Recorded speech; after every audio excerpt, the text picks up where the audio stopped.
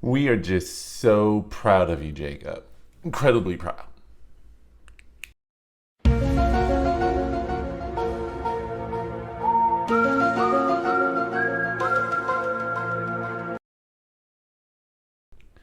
So good morning, everyone. This is Bruce the Boss Brooks. You are watching Boss TV. Once again, want to thank everyone who's watching. As I just started this channel, now going on 3 weeks, so really appreciate the support and want to encourage everyone to like, share, and subscribe to ensure that this channel and the message is getting out there. Want to make sure that we are presenting something counter to the propaganda and or spin that the mainstream media puts out there.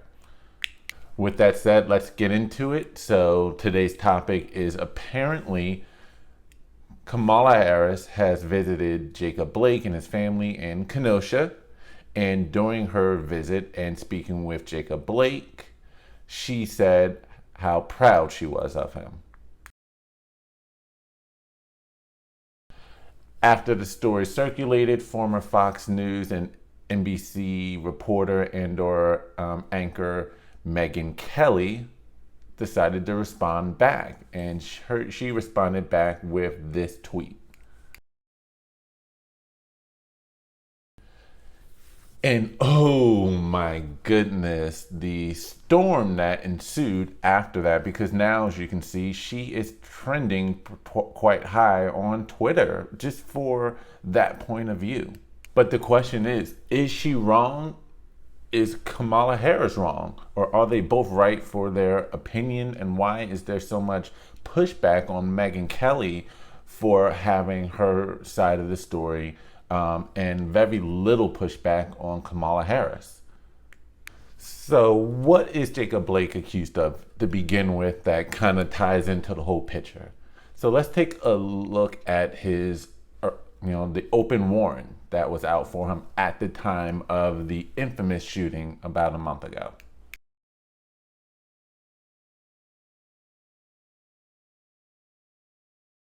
So as you can see, back in July, he had an open warrant for third-degree sexual assault. Now, what is third-degree sexual assault? Well, let's again take a look at it together.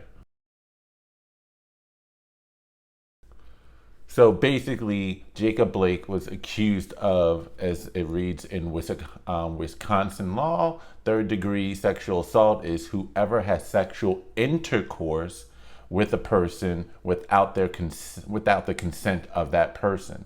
So we're not just talking about assaulting them by grabbing them by the you-know-what, as people like this quote Trump, wasn't just a brazen grab of the breast, or at least grazing of the breast, slapping on the butt. No, this is actual intercourse.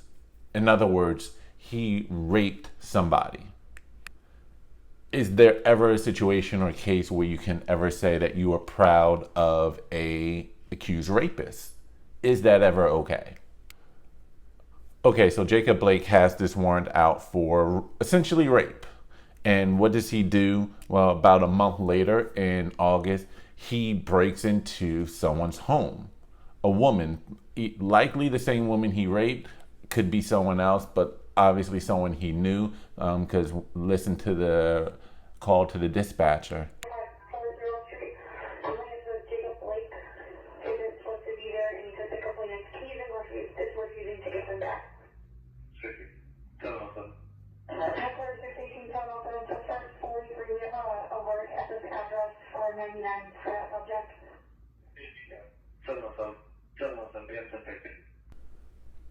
So clearly they knew his name, was able to give it to the dispatcher, so the dispatcher had his name, and prior to then giving the call to nearby cops to respond, they had an idea of who they were dealing with.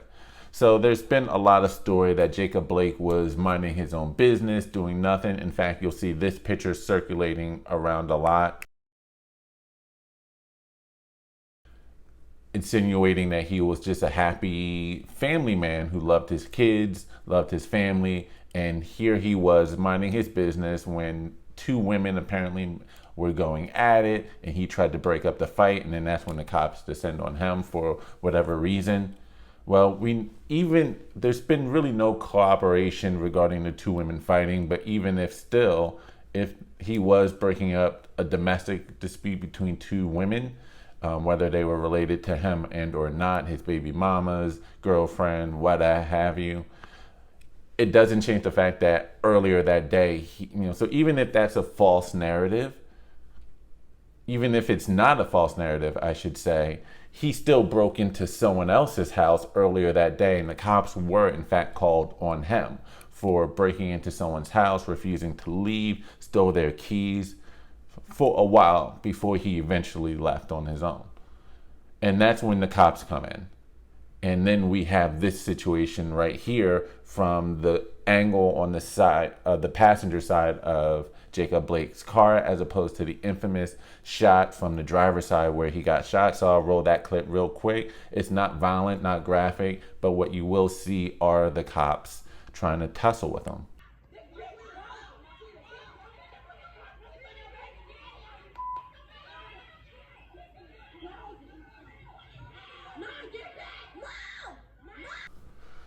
So here you can see he's resisting arrest. He broke into someone else's home earlier that day. Cops were called on him. Yes, that person hung up eventually after he left. But again, he still broke into someone else's house. And that, yes, there was an active warrant out for his arrest. So they had to come get him regardless. The cops arrive. They get a hold of him. As you can see from the video, they were wrestling with him. They were trying to subdue him. There's been this whole narrative. Why did they go to first shoot? They didn't. The first video that was circulated didn't show the whole picture of what happened before. They were trying to wrestle him. At least 3 of the 4 officers. The 4th was just standing there watching, don't know what they were doing.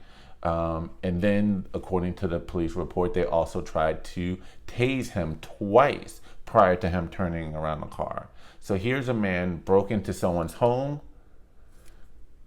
trespassing, resisted arrest in front of his kids. So everyone says, I can't believe this happened in front of his kids while they were in the car. He's the one that was resisting arrest. This could have been a very peaceful situation. Even though he was getting arrested, he could have gone safely, peacefully, without defying. He decides to wrestle with them.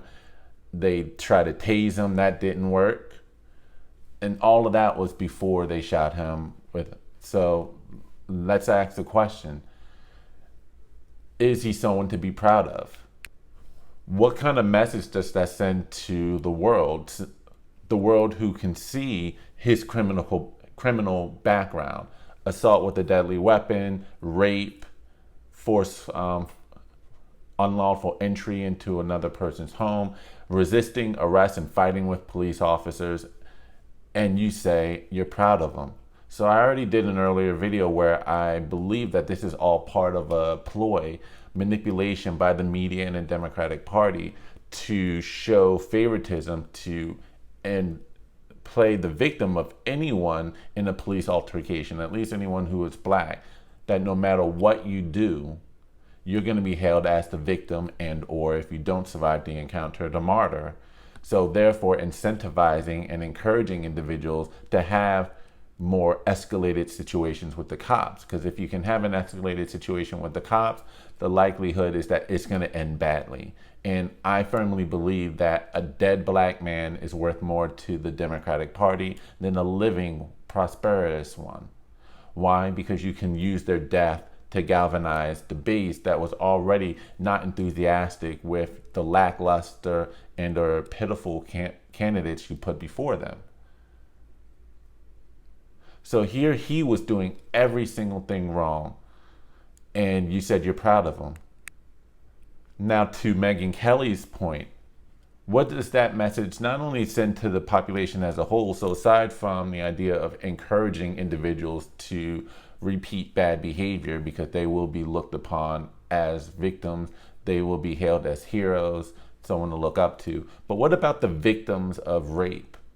What about Jacob Blake's victim? Does that help them? How does that make them feel knowing that they were, again, raped? It's intercourse without consent. So this individual was raped by a man who's now being hailed as a hero by the world. What is that saying to that individual? Are they going to be more inclined to testify against him in their rape case? or the charge? How's the jury going to look at him or at it? So was Megyn Kelly really wrong for that? So I want to know what your thoughts, your opinions are in the comment section. Please leave them below. If you agree with me that Megyn Kelly does at least have a point in raising the issue of what about his victims? What does that say about them when you are praising him as as someone to be proud of, despite the fact that everything he did leading up to his shooting was wrong, was all bad behavior. Again, rape, trespassing, false imprisonment because apparently he took the caller's keys that day, resisting arrest.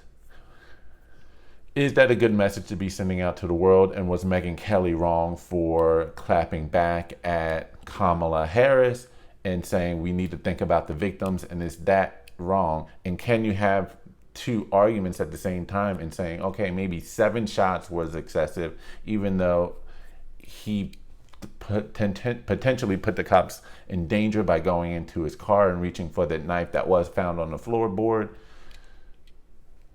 You can say 7 shots was excessive, but at the same time, this is not someone that you can be proud of. So I just want to know what your thoughts are. If you are white and or black and you agree with me, it's okay as well. You are not racist. It's okay to look at this objective and say, you know what, he was wrong. This isn't behavior you want to model after. I just want to put that out there. And don't be afraid to call that out to your friends. And if not, I'll be more than glad to speak on your behalf. But I'll be on social media here, but I want to know what your comments are. If you agree, please like, share, and subscribe, and I shall talk to y'all later. Peace.